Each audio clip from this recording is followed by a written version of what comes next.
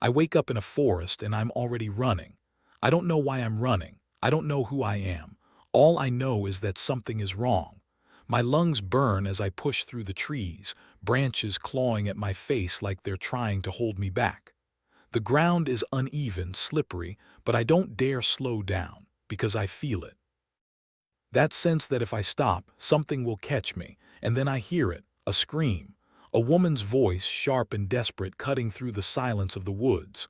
Anna, the name hits me like a shock. Anna, I don't know who she is, but I know she's important. I try to shout back, but my voice doesn't come out right. It's weak, unfamiliar, like it doesn't belong to me. That's when the fear really begins. Not the kind that comes from being chased, but the kind that comes from realizing you don't even know who you are. I slow down just for a second, trying to catch my breath, trying to think. My mind is empty. No memories, no past, no name, nothing. Only that scream echoing in my head.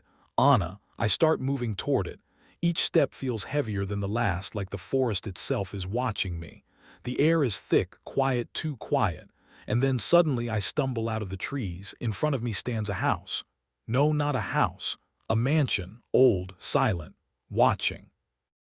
It rises out of the fog like it's been waiting for me. For a moment I just stand there, staring at it, trying to understand why it feels so familiar and so wrong at the same time. And then I hear footsteps behind me.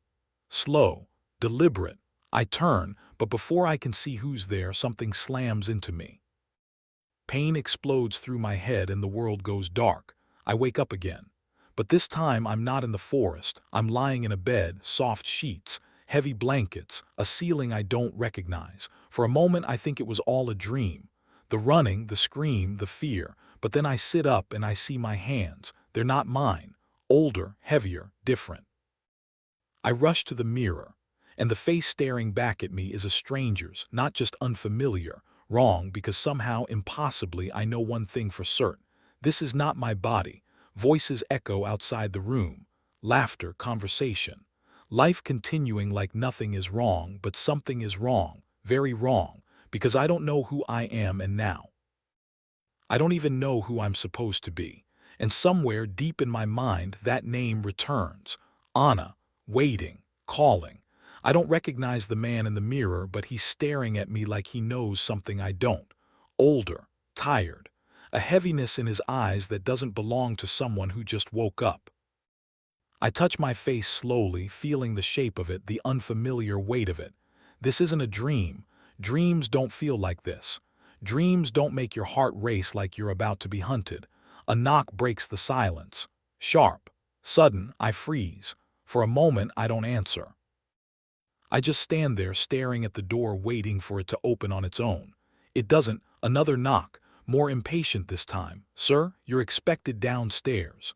The voice is calm, polite, normal, too normal. I try to respond, but my voice catches in my throat before finally coming out. Yes. Even that sounds wrong, deeper than I expect. Slower, not mine. Footsteps fade away outside the door, leaving me alone again. Alone in someone else's body. I look around the room more carefully this time. The furniture is old, expensive, untouched by time. Everything feels preserved, like the house refuses to move forward. And then it hits me. This place, it feels like the mansion I saw. The one in the forest. The same walls, the same weight in the air. Which means that wasn't just a dream either. A cold feeling settles in my chest. If that was real, then the scream was real too. Anna. The name echoes again, louder now. Urgent. I don't know who she is, but I know one thing: I have to find her before something else does. I move toward the door slowly, hesitating just before opening it, because I have the strange, overwhelming feeling that once I step outside, there's no going back. Still, I open it. The hallway stretches out in both directions, lined with portraits of people I don't recognize. Their eyes seem to follow me as I step out, as if they're judging me or waiting for me to make a mistake. Voices drift up from below, laughter, glasses clinking, a gathering, a party, but there's something off about it, something rehearsed. Like everyone is playing a role and I'm the only one who hasn't learned his lines yet. I start walking. Each step feels heavier than the last, like the house itself is watching me, listening.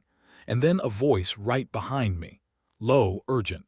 Don't trust anyone. I spin around. But there's no one there, just the empty hallway, the silent portraits, and that same suffocating stillness. My heart starts pounding again, because I know I heard it. And I know it wasn't my imagination, which means someone is here, watching me, waiting. I reach the staircase slowly and look down. The hall below is filled with people, elegant clothes, smiling faces, but none of it feels real. Because deep down, I know something terrible is going to happen here, something I'm supposed to stop. And I don't even know how. And then suddenly a memory, not mine but his. A name surfaces in my mind. Evelyn Hardcastle, and with it a feeling, fear. I don't know who I am. I don't know why I'm here. But I know this: before this day ends, Evelyn Hardcastle is going to die.